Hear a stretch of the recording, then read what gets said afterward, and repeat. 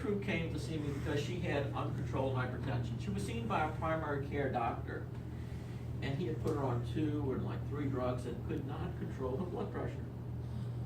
So we switched up her drugs a little bit, and still it could not be controlled. Added a 4th drug, nothing. Added a 5th drug for blood pressure control, still not controlled. So of course, I thought there could be something else going on. Okay, there's something else that's making it impossible to control the blood pressure. Normally, when someone has high blood pressure, in 90% of the cases, it's called primary hypertension. It means that the blood pressure is high, but there's no underlying mechanism. It's genetic. Oftentimes, it runs in families. About 10% of cases, though, are a type of high blood pressure called secondary hypertension, where there is some type of underlying pathology, disorder, that if you can correct it, blood pressure will come down. And so because Gertrude was so hard to control, one of the considerations was she had some secondary form of hypertension. Now, a common secondary cause is what's called renal artery stenosis. Okay, this and this are renal arteries. They're providing blood flow to this structure here, which is the kidney, or here is another kidney. And so to evaluate whether she had renal artery stenosis, you can see the catheter coming up here. We advanced the catheter up the femoral artery, all the way back into her aorta, and we injected or flushed contrast. This is an agent which, when you take x-ray pictures, it lights up the blood vessels like we see here. Okay? And lo and behold, she had renal artery stenosis. Do you see that? Mm-hmm. All right. A stenosis is a narrowing. Okay, so she had stenosis at the origin of the right renal artery. Here's what we did. We took another catheter with a balloon on its tip. We advanced the balloon into the area of the stenosis, and we dilated the balloon, compressing this plaque, opening up the vessel. All right. We let her out the hospital the next day. Okay. Over the course of 2 weeks, we got her off all of her medicines, and her blood pressure was now well controlled. Okay. This is called renovascular hypertension, R-E-N-O, vascular, renovascular hypertension. Okay, and it's a form of hypertension that can be completely cured simply by treating the stenosis, getting rid of the blockage. Okay. Let's sit down here and let me ask a question to you guys now.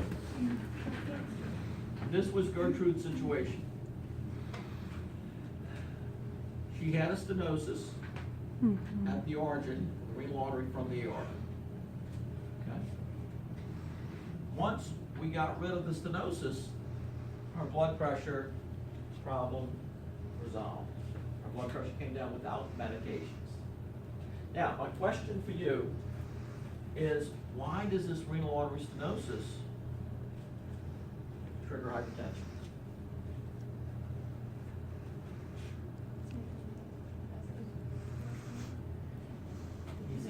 All right, so what I want you to start doing is thinking, this is for everyone, professionally. When you say it's making the vessels work more, that sounds like something a layperson would say. That's not the lingo that doctors or nurses would use. It means absolutely nothing. So, I'm not sure what you mean by that. Can you be a little bit more explicit?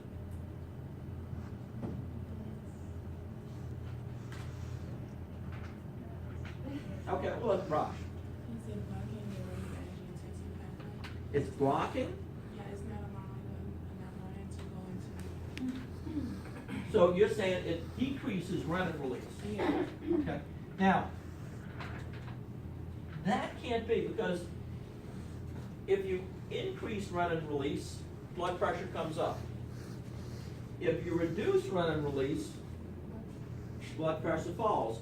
So this blockage, you're saying this blockage decreases renin release, or it increases? Raj? It increases. It would have to increase. If it was through the renal angiotensin pathway, it would have to increase renin release to raise blood pressure.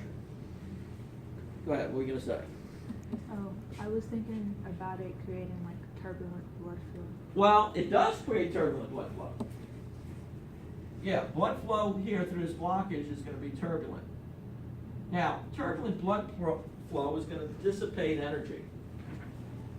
Okay, and so with a loss of energy across that stenosis, you're gonna have a drop in blood pressure. In fact, that's true anytime you have a blockage within a vessel.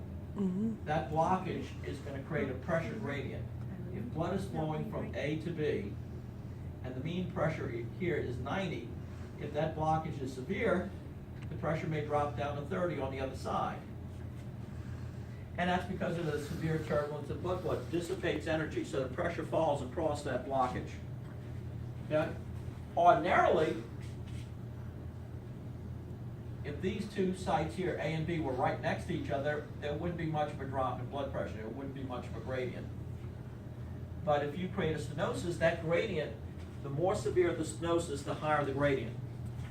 And so that's what this renal artery stenosis is doing. It's creating a gradient where perhaps the mean blood pressure within the aorta here is 80.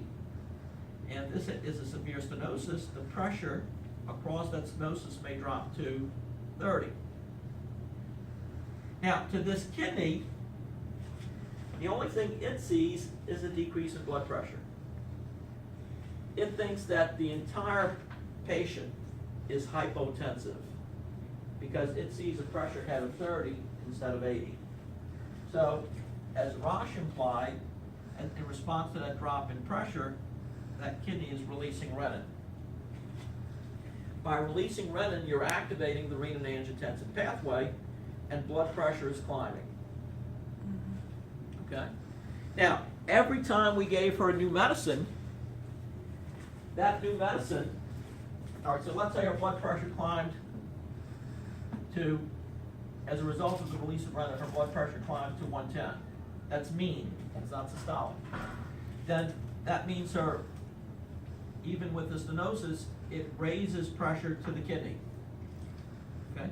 But then what I do is I give her blood pressure medicine, and I'll lower this back to 80. Well, as a result of the stenosis, blood flow to the kidney, its pressure head drops back down to 30, and what happens? The kidney releases more renin. So every time I lower her blood pressure, her kidneys counter that drop by releasing more renin, and her blood pressure comes right back up. So it was impossible to control it until what we did an angioplasty, a balloon angioplasty, and we put a stent in to keep it open. And improve blood flow to the kidney. We improved the pressure to that kidney, and the kidney stopped producing renin. So Rosh was correct, but she couldn't quite articulate, which you will have to articulate in a test. Okay?